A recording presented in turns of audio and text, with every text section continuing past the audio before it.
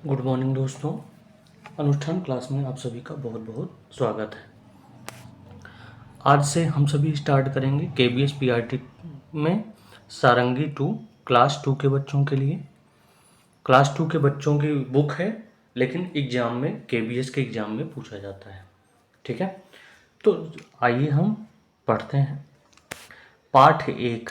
ठीक है, पाठ 1 का नाम है नीमा की दादी।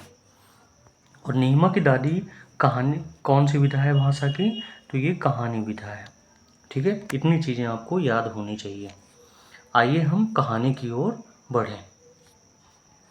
तो अगर हम कहानी देखते हैं तो नीमा दोपहर में 2 बजे स्कूल से लौटती है। ठीक है, इस समय घर पर सिर्फ दादी होती हैं, वे कहीं नहीं आती जाती हैं। ठीक है, ये 2 बज रहे हैं, नीना देखो स्कूल से 2 बजे वापस लौट रही है दादी के पास। अब दादी क्या करती है? कभी बैठे बैठे सब्जी काट रही होती है। कौन? दादी। उनके घुटनों में क्या रहता है? दर्द। दादी के घुटनों में दर्द रहता है, इसीलिए कभी वे अपने घुटनों में तेल मल रही होती हैं। उन्हें नीमा का बहुत इंतज़ार होता है।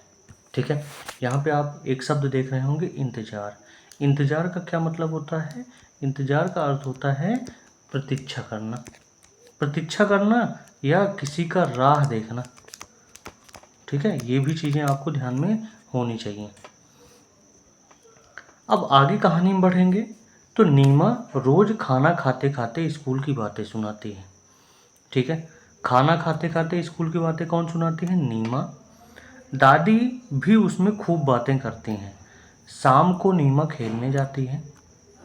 एक दिन नीमा खेलने के लिए जाने लगी तो दादी बोली, नीमा थोड़ी देर बैठ जा। ठीक है, एक दिन जब अचानक नीमा खेलने जा रही थी तो दादी क्या बोलती नीमा से कि नीमा थोड़ी देर बैठ जा। नीमा पलट कर पूछती है, क्यों? दादी बोली, मेरा समय नहीं कटता है। ठीक है, तो उसके बाद नीमा रुकी, फिर दौड़कर दादी की चप्पलें ले आई और बोली, दादी आप भी मेरे साथ खेलने चलिए। खेलने में समय बहुत जल्दी कटता है। ठीक है, मैं 5 बजे खेलने जाती हूँ, पर 10 मिनट में 6 बज जाते हैं। दादी जोर जोर से हंसी। दादी क्या करने लगी? जोर जोर से हंसी। फिर ये दोनों खेल के मैदान की ओर चल पड़े। ठीक है, तो आपकी ये कहानी थी।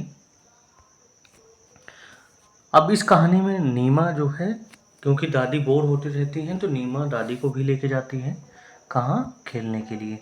ठीक है, अब हम एक एक कहानी को ही पढ़ेंगे, क्योंकि एक एक कहानी याद करने में आसान होता है और आसानी से हम चीज़ों को याद कर सकते हैं। ठीक है, ठीक है, समझ में आ गया। अब इसमें कुछ शब्द होंगे। रोज, रोज यहाँ पे लिखा है, यहाँ पे शब्द है रोज। रोज का मतलब होता है प्रतिदिन। ठीक है, रोज का मतलब होता है प्रतिदिन। तो इसके साथ आपकी ये जो कहानी थी नीमा की दादी, वो यहीं पर ख़त्म होती है। अब इसके बाद नेक्स्ट बात करेंगे और नेक्स्ट लेक्चर में कल।